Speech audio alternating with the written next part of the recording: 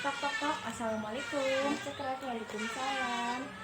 Sebelumnya saya akan menutup sampiran terlebih dahulu. Sebelumnya perkenalkan ya Mbak, nama saya Bidan Ainun yang bertugas pada pagi hari ini. Di sini dengan Mbak siapa? Atik Murniati, Usianya berapa ya Mbak? 20 tahun. Baik, apakah bisa ada yang perlu saya bantu Mbak? Saya di sini ingin mengetahui tentang stunting. Sebelumnya apakah Mbak sudah mengetahui tentang stunting? Belum. Baik, saya akan jelaskan ya Mbak maksud dan tujuannya agar Mbak mengerti apa itu stunting ya Mbak. Ya. Dan di sini saya akan menggunakan lembar balik. Dan yang pertama ini ada pengertian ya Mbak. Pengertian stunting yaitu stunting sebuah kondisi di mana tumbuh badan seorang lebih jauh pendek dibandingkan tinggi badan orang seusianya. Lalu selanjutnya penyebab stunting: 1. Rendahnya berat badan bayi ketika lahir. 2. Kurangnya kebersihan lingkungan yang menyebabkan anak terkontaminasi bakteri.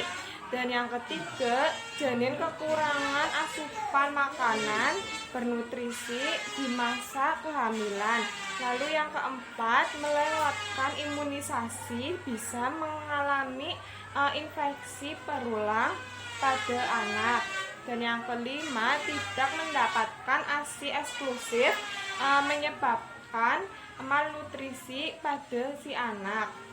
Dan selanjutnya gejala stunting: yang pertama, pertumbuhan lambat. Lalu yang kedua, wajah tampak muda dari seusianya. Dan yang ketiga, pertumbuhan gigi terlambat. Yang keempat, pubertas terlambat. Dan yang kelima, usia 8 sampai 10 tahun menjadi lebih pendiam dan tidak banyak melakukan kontak mata terhadap orang lain atau di sekitarnya ya Mbak. Dan selanjutnya pencegahan stunting: yang pertama, cukupi kebutuhan zat besi, yodium, dan asam folat. Dan yang kedua, hindari paparan sinar matahari.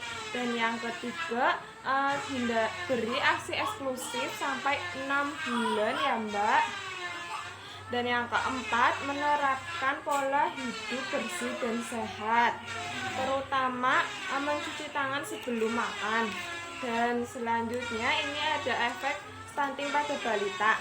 Yang pertama, pertumbuhan anak terhambat di mana tinggi dan berat badan bayinya tidak sesuai atau di bawah angka rata-rata pertumbuhan anak seusianya.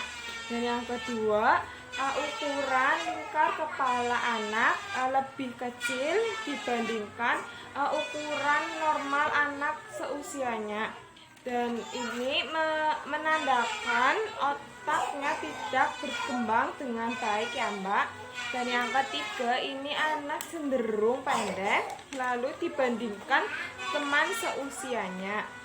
Baik, saya sudah selesai Mbak mengenai stunting. Apakah Mbak sudah jelas? Ya, sudah ada jelas. yang ditanyakan Mbak? Tidak ada ya? Tidak ada. Baik, saya akan melakukan evaluasi. Tadi ada tanda dan gejala stunting itu apa aja ya Mbak? Pertumbuhannya lambat. Kemudian ada wajah tampak muda dari usianya. Terus pertumbuhan gigi lambat.